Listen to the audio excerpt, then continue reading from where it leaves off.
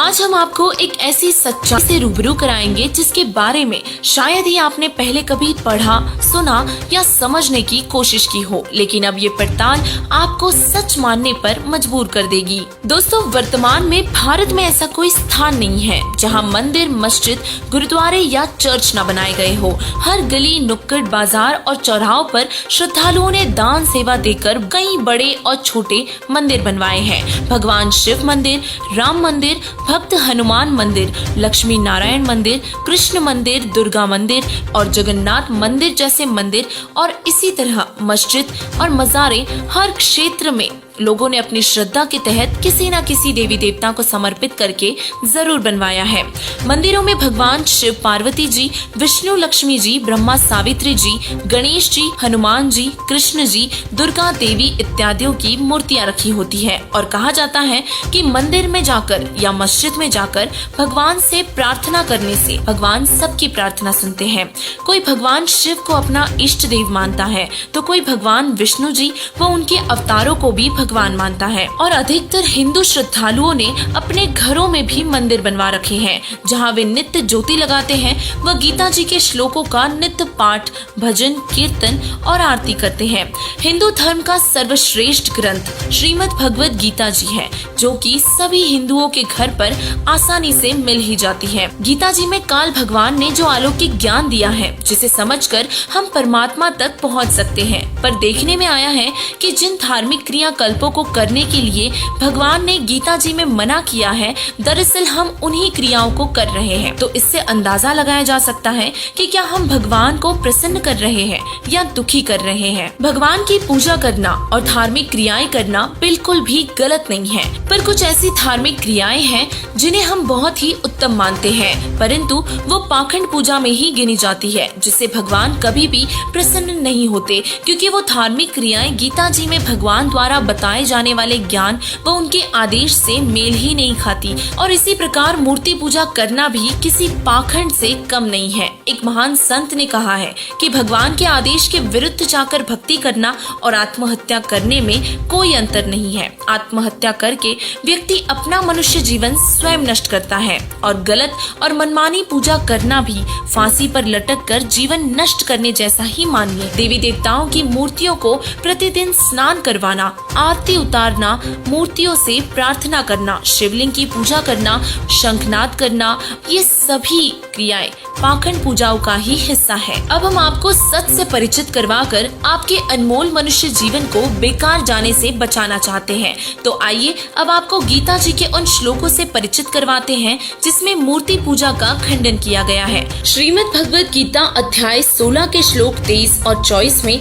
गीता जी का उपदेश देने वाला भगवान अर्थात गीता ज्ञानदाता अर्जुन को बता रहा है कि जो साधक शास्त्रों में वर्णित भक्ति की क्रियाओं के अतिरिक्त साधनाएं व क्रियाएं करते हैं, उनको न तो सुख की प्राप्ति होती है और न सिद्धि यानी कि आध्यात्मिक लाभ, और न ही उनकी गति होती है यानी कि उन्हें मोक्ष भी नहीं मिलता। अर्थात मनमानी पूजाएं करना व्यर्थ है। दोस्तों, अब सोचने वाली बात यह है कि साधक परमात्मा की भक्ति साधना सुख, सिद्धि और मोक्ष इन तीन ही लाभों को प्राप्त करने के लिए करता है, और यदि यही लाभ न मिले तो वो पूजा व्यर्थ ही समझनी चाहिए। पवित्र हिंदू धर्म के किसी भी सदग्रंथ में मूर्ति पूजा करने के लिए कहीं कोई प्रमाण नहीं है, और जो लोग शास्त्रों में लिखी भक्ति विधि के अतिरिक्त कोई और साधना करते हैं तो वो गीता जी के अध्याय 16 के श्लोक 23 और 24 में लिखी शास्त्र विरुद्ध साधना कर रहे हैं। हमारे शास्त्रों में परमात्मा की भक्ति करने की विधि बताई है। 5 यज्ञों के बारे में बताया,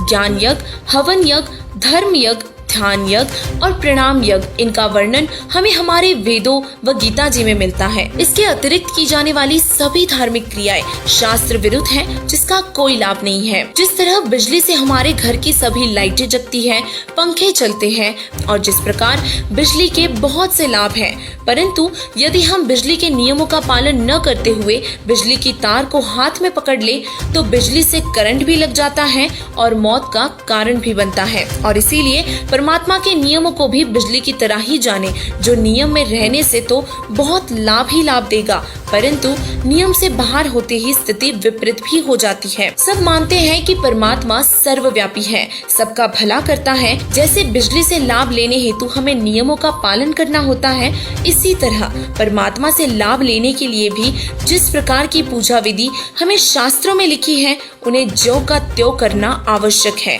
तथा वेद, गीता और शास्त्रों में मूर्ति पूजा का खंडन किया है। विश्व स्तरीय संत कबीर साहिब जी अर्थात पूर्ण परमेश्वर कबीर साहिब जी ने पत्थर पूजा व मूर्ति पूजा का खंडन करते हुए कहा है कि कबीर पत्थर पूजे हरि मिले तो मैं पूजू पहाड़, ताते तो चक्की भली जो पीस खाए संसार। वेद पढ़े पर भेद न जाने, ये बाँचे पुराण 18, पत्थर की पूजा करे भूल गए सृजनहारा। कबीर साहिब जी ने बहुत ही स्पष्टता से बता दिया है कि अगर पत्थर पूजने से भगवान मिल सकता है तो मैं पहाड़ की पूजा करूं, लेकिन वो पत्थर की मूर्तियां भगवान से नहीं मिला सकती।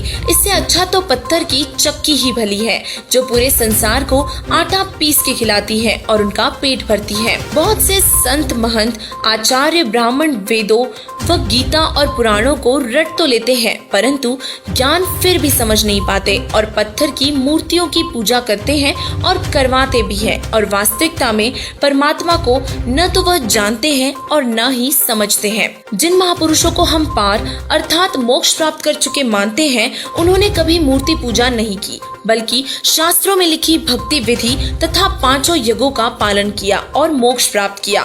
इससे स्पष्ट है कि मोक्ष होगा तो उन मंत्रों से ही होगा जिसका वर्णन गीता जी के अध्याय 17 के श्लोक 23 में किया है। ओम तत्सदिति निर्देशो ब्रह्मणस्त्रिविधः स्मृतः ब्राह्मणास्तेन वेदाश्च यज्ञाश्च विहिताः पुरा।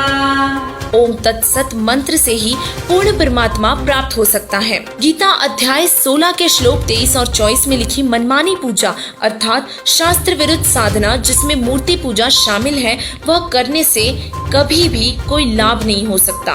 दोस्तों, ये सब पवित्र शास्त्रों का अनमोल ज्ञान एक ऐसे संत ने बताया है जिसने वेदों, गीता, पुराणों व उपनिषदों को अच्छी तरह से छान लिया है और जनता के सामने रूबरू भी कर दिया है। वो महान संत कोई और नहीं बल्कि जगत गुरु तत्वदर्शी संत रामपाल जी महाराज जी हैं, जिन्होंने न केवल हिंदू धर्म के शास्त्रों को जाना पढ़ा बल्कि बाकी सभी धर्मों के पवित्र सदग्रंथों को भी अच्छे से समझा है और हमारे सामने पेश किया है। तो आप सभी से प्रार्थना है कि शास्त्र विरुद्ध साधना करके अपना मनुष्य जीवन व्यर्थ न करे और जितना जल्दी हो सके मूर्ति पूजा त्याग कर सदगुरु संत रामपाल जी महाराज जी का तत्व ज्ञान सुने, समझे व नाम दीक्षा ग्रहण करके शास्त्रों में वर्णित मंत्रों का जाप कर मोक्ष करवाए।